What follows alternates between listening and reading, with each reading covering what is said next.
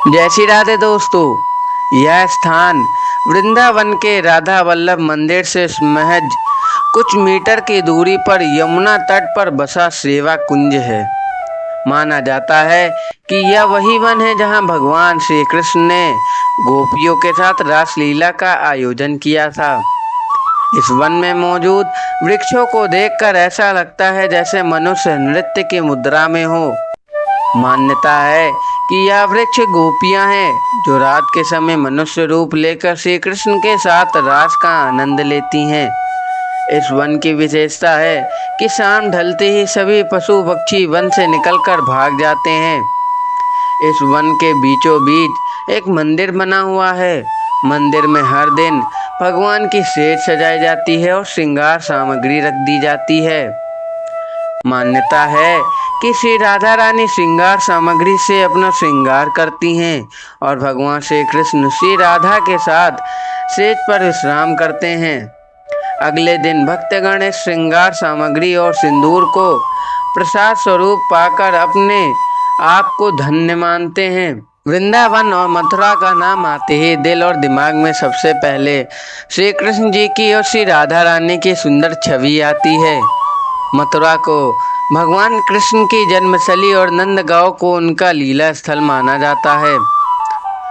वही वृंदावन को श्री कृष्ण और राधा रानी की राजस्थली भी कही जाती है। वृंदावन में वैसे तो अनेक मंदिर है, लेकिन सबसे ज्यादा आकर्षण का केंद्र या सेवा कुंज को माना जाता है। धार्मिक नगरी वृंदावन में सेवा कुंज एक बहुत ही रहस्यमयी स्थान है। मान्यता है कि सेवा कुंज में भगवान श्री कृष्ण और श्री राधा रानी आज भी अर्धरात्रि के बाद रास रचाते हैं। रास के बाद सेवा कुंज परिसर में स्थापित निज मंदिर में शयन भी करते हैं। धार्मिक नगरी वृंदावन में सेवा कुंज एक अत्यंत पवित्र रहस्यमयी धार्मिक स्थान है। निज मंदिर में आज भी प्रसाद माखन मिश्री प्रतिदिन रखा जाता है। शयन के लिए सेज सजाया जाता है।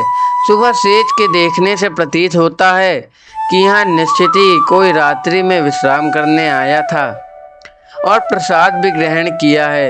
लगभग 2-2.5 एकड़ क्षेत्र में फैले सेवा कुंज के वृक्षों की खासियत यह है कि इनमें से किसी भी वृक्ष के तने सीधे नहीं मिलेंगे तथा इन वृक्षों की डालियां नीचे की ओर झुकी रहेंगी तथा आपस में गुथी हुई प्रतीत होती हैं। सेवा कुंज परिसर में ही महाप्रभु श्री हित हरिवंश जी की जीवित समाधि निज मंदिर राधा वल्लभ जी का प्राकट्य स्थल है।